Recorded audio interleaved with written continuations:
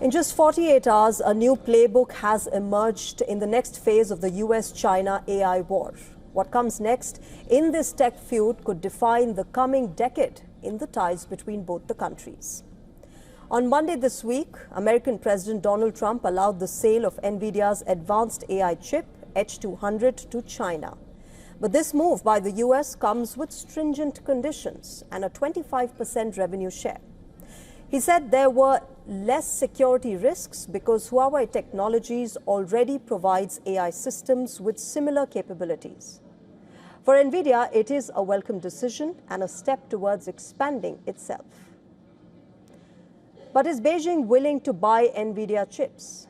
Beijing's new framework states that every H200 buyer must demonstrate that Chinese chips are incapable of performing the task. This is not a tariff, but a permission slip regime.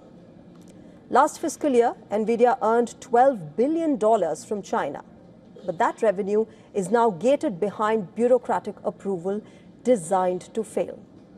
China is now using a similar playbook as it did when H20 chip sales were rejected by America. Since then, those chips have generated zero sales despite months of being available for Chinese buyers. While Donald Trump has announced this decision, China might not be willing to give in. Here's how China has been reducing its reliance on America.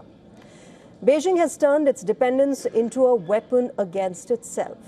With each approval that is denied by the US, Huawei gains momentum. Now, there are two possible outcomes which could define the next decade.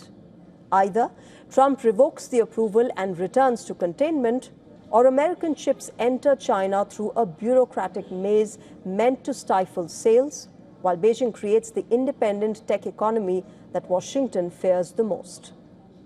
While this tech war goes on, this is clearly an escalation from tariffs to administrative warfare. Despite Beijing's new play, Chinese Foreign Ministry spokesperson said on Tuesday that the country has always advocated for mutual benefit and win-win outcomes. And let's get a perspective on this entire AI war. On the broadcast, I'm joined by Mr. Collins Chong Yu Keat. He's a foreign affairs and security strategist from the University of Malaya. Thank you very much, Mr. Keat, for joining us. Can I first begin by asking you, how you see this entire AI war? Yes, the US and China have been battling it out. Now with Donald Trump offering the H200, it's obviously a great decision for Nvidia. For Trump itself, the 25% revenues that they want to share with Nvidia is also a welcome step. But will China be willing to buy these H200 chips, considering the fact that their focus is on self-sufficiency? Well, this is no longer a chip war, it's an AI civilization war. Whoever controls AI compute today controls the economic power of tomorrow. So China is not just fighting for chips, it's fighting for the future growth model.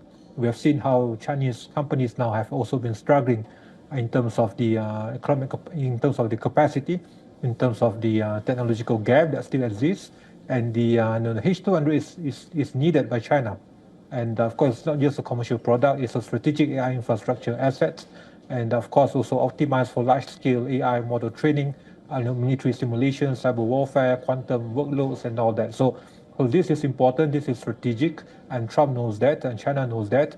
But we have to also abide by the reality that Chinese top firms, including Alibaba, Tencent, Huawei, or ByteDance, are all running into compute ceiling. So their domestic substitutes still trail the capacities of Nvidia, especially the H200, in terms of software ecosystem maturity, in terms of overall power capacity.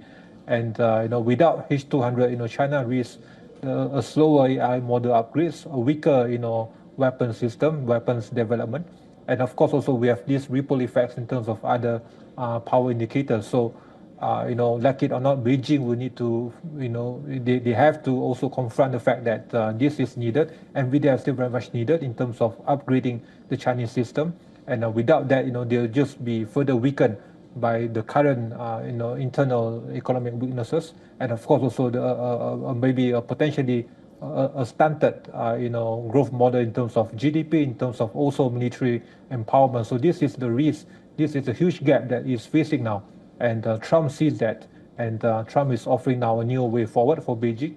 Of course, also at the at the positive return level for Washington, Yes. and being used as a pretext, and of course as a bargaining chip for Washington in the long run.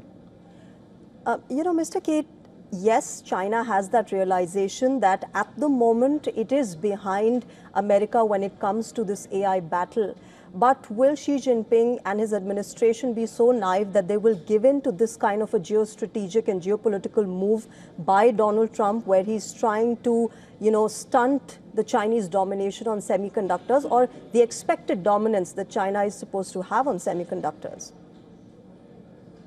Well, for this medium-term need, China will need massive state-driven chip push, and without external, stimulus, without external, support in terms of technology, in terms of the supply, and the technology transfer. Most importantly, this will, of course, also provide risk for China in terms of how it will manage to keep on par with, this new drive by Trump, especially in terms of the AI race.